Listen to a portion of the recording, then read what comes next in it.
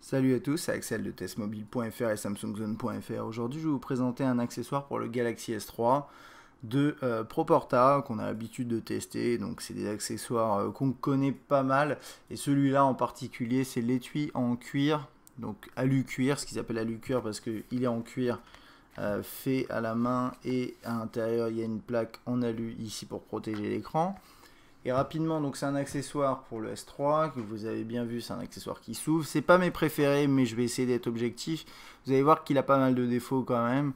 Il est proposé à 37 euros, ouais, 37, entre 37 et 40, pardon, parce qu'en ce moment il y a une réduction apparemment. C'est garanti à vie comme d'habitude chez Proporta, c'est-à-dire que si vous l'achetez et que dans 6 mois vous n'êtes plus satisfait du produit, vous pouvez le retourner. Alors je ne sais pas exactement comment ça se passe, j'ai jamais essayé, mais a priori vous pouvez le faire. Et c'est à peu près tout ce que j'ai à dire, en tout cas sur le papier. On va pouvoir passer au produit en tant que tel. Alors, vous avez vu, donc c'est un accessoire de cette façon-là. Donc avec ici un élément un peu mou, c'est-à-dire qu'il y a une petite couche de mousse en dessous pour protéger un peu des chocs, j'imagine. Et puis derrière, il y a la plaque en alu. Ensuite, vous glissez l'appareil là-dedans, donc avec des petits crochets de cette façon-là, qui sont protégés ici pour pareiller l'appareil. Un petit élément butoir là, le fermoir qui fonctionne comme ça. Voilà. Et quoi d'autre? Et à l'arrière, on a toujours ici un peu matelassé, molletonné, je sais pas comment on dit, mais c'est un peu mou. Et puis la petite étiquette là qui est pas très pratique, je trouve qu'elle gêne un peu. Et on va le mettre dedans et vous allez voir comment ça se passe une fois qu'on l'insère. Alors c'est simple pour l'insérer, vous appuyez juste et ça va taper ici. Alors l'élément ici il bouge pas mal, hein, donc je sais pas trop où est-ce qu'il faut s'arrêter en fait, mais à mon avis ici c'est bien. Une fois qu'il est en place, ça va, il tient. Donc a priori, voilà, si vous vous amusez à le suspendre par les pieds, il va pas tomber, donc il n'y a pas de souci. Et c'est ce genre d'accessoire qui fonctionne de cette façon, c'est-à-dire que vous le tenez comme ça, donc avec l'élément là qui pend derrière, hop, comme ça, avec ça qui remonte un peu. Alors je trouve ça un petit peu gênant, mais vous pouvez éventuellement le bloquer derrière de cette façon là, ou comme ça si vous avez envie, je sais pas. Et donc soit vous le tenez comme ça, soit vous le tenez directement plutôt comme ça. Le bouton de menu, alors on va faire le tour. En fait, quand il est fermé, et d'ailleurs je vais parler de la fermeture du coup, elle est légèrement mal pensée, en tout cas sur la version que j'ai là, parce que c'est un appareil, c'est un accessoire fait main, du coup peut-être il peut y avoir des légères variations d'un accessoire à un autre. Normalement non, mais imaginons. Et du coup ce qui se passe, alors moi je sais que sur le mien ici, vous allez peut-être le voir à la caméra, c'est légèrement renfoncé, il y a eu un petit choc, donc peut-être que c'est ça qui fait que ça s'accroche mal. Mais en tout cas, moi, quand j'essaye d'aller jusqu'à là, vous voyez, c'est un peu short, quoi. Ça a été un peu mal pensé. Et du coup, il faut un peu appuyer faut appuyer assez fort ici et pousser pour ça. Et du coup, vous voyez ce qui se passe, c'est que l'écran, il s'allume puisqu'on appuie sur le bouton de menu qui est juste en dessous. C'est pas forcément gênant, mais il suffit qu'après, je sais pas, il se passe quelque chose et qu'une icône en accès rapide en dessous, voilà, ici, soit activée ou qu'il y a un léger mouvement, je sais pas comment ça peut se passer, mais pourquoi pas. Et du coup, vous déverrouillez votre téléphone. Donc voilà, là, je viens juste de le mettre et il s'active directement. Et je trouve ça un peu dommage. Je vais juste vous remontrer. Là, l'écran est éteint. J'essaie de le mettre. Toc, on appuie un peu et puis ça s'allume. Bon, ça c'est un peu dommage. Ensuite, en bas, qu'est-ce qu'on a? Bah, on a le port micro USB qui est caché derrière ça, donc c'est-à-dire que quand la housse est fermée, vous pouvez pas recharger votre appareil. Maintenant, vous avez juste à enlever ça pour recharger. C'est pas forcément un gros problème. Sur la droite, on a cet élément-là, le bouton off, verrouiller, déverrouiller. Et moi, je trouve que comme d'habitude sur ces accessoires, vous voyez, ça dépasse sur les côtés, là, l'arrière. Du coup, quand on le prend en main pour atteindre le bouton là, qui est pas forcément très grand, c'est pas très pratique. En plus, il y a l'étiquette là qui vient un peu gêner. Je trouve que c'est assez mal pensé. D'ailleurs, celle-là, il devrait l'enlever, il devrait l'insérer. Le logo est déjà présent partout, il devrait même l'enlever, mais bon. Et donc là, quand on touche avec le doigt, bah, moi perso, ça me gêne, quoi. C'est un peu loin pour aller chercher, c'est pas agréable, sachant que c'est un des boutons que vous utiliserez le plus au quotidien, a priori.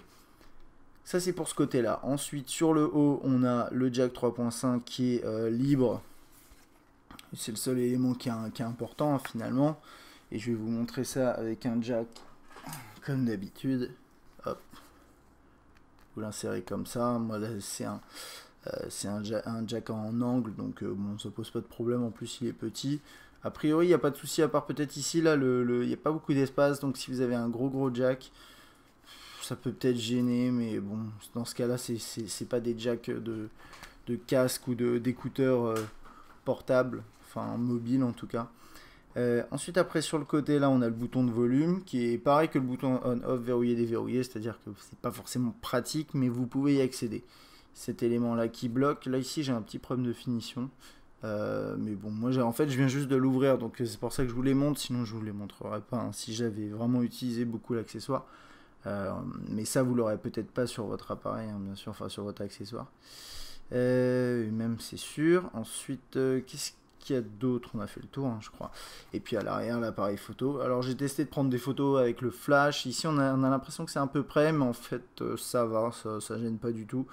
Et le flash il met bien, enfin un peu d'espace autour, du coup il n'y a pas de réflexion sur les côtés, ça c'est pas un problème. Au niveau du haut-parleur, vous voyez il est un peu penché sur le côté, les éléments sont penchés sur le côté, ça c'est à mon avis le côté fait main qui donne ça. Donc normalement le haut-parleur il ressemble à ça hein, pour rappel, si j'arrive à le sortir, voilà, c'est un petit, je sais pas ce que je fais, hop, voilà, c'est un petit carré comme ça, un petit rectangle. Et du coup là on a les petits trous juste ici. J'ai testé, bien sûr le son est légèrement étouffé mais pas trop, je trouve qu'il s'en sort pas trop mal par rapport à ce côté voilà étouffement du son avec le haut-parleur qui est d'après moi est important. Que dire de plus? Je crois qu'on a fait le tour hein. Je vais voir ce qui reste en plus.